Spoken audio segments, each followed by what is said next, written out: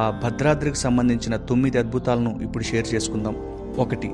భద్రాద్రిలో సీతారాముల కళ్యాణానికి వాడే కోటి తలంబ్రాలను చేత్తో తయారు చేస్తారు.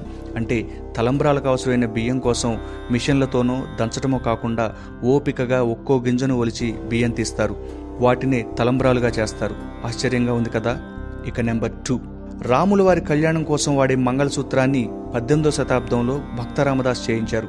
దాన్నే ఇప్పటికీ కళ్యాణంలో వాడుతున్నారు. నెంబర్ 3, భద్రాద్రి కళ్యాణం అంటే బాగా ఫేమస్ ముత్యాల తలంబ్రాలు. వీటిని అప్పట్లో తానీషా సమర్పిస్తే ఇప్పుడు తెలంగాణ ప్రభుత్వం సమర్పిస్తోంది. నెంబర్ 4, సాధారణంగా ఏ గుడిలో అయినా దేవుడికి భక్తులు ఆభరణాలు చేయిస్తారు. కానీ భద్రాద్రి గుడిలో రాముడికి అలంకరించే నగల ఖర్చును స్వయంగా రాముడే చెల్లించుకున్నాడు.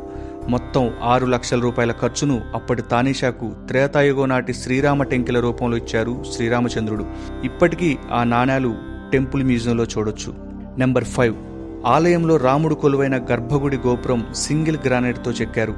దాని బరువు 36 టన్నులు. నెంబర్ 6, అదే గర్భగుడి విమాన గోపురంపై కనిపించే సుదర్శన చక్రాన్ని ఎవరూ చేయించలేదు. గోదావరిలో పుణ్యస్నానం చేస్తుండగా కొట్టుకొచ్చి రామదాసు చేతిలోకి వచ్చింది. దాన్నే అక్కడ ప్రతిష్ఠించారు.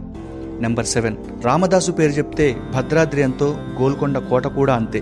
సర్కారు ఖజానాను కాజేశారన్న కోపంతో ఆయన్ని బంధించిన గది రామదాసు బందీఖానాగా ఇప్పటికీ కోటలో కనిపిస్తుంది. దాంట్లో స్వయంగా రామదాసు చెక్కిన సీతా రామ హనుమంతుల ప్రతిమలు చూడొచ్చు. నెంబర్ 8, భద్రాద్రి రాముని దర్శించిన ఆదిశంకరాచార్యులు సాక్షాత్తు వైకుంఠాన్ని అక్కడ చూశారట. అందుకే ఈ ఆలయంలో దేవుడికి వైకుంఠరాముడని పేరు. Last but not least, number 9, రాముడు భద్రుడి కోరిక మేరకు భద్రగిరిపై వెలిశాడు. అందుకే గర్భగుడి పక్కనే భద్రుడి ఆకారం కూడా కొండలా కనిపిస్తుంది.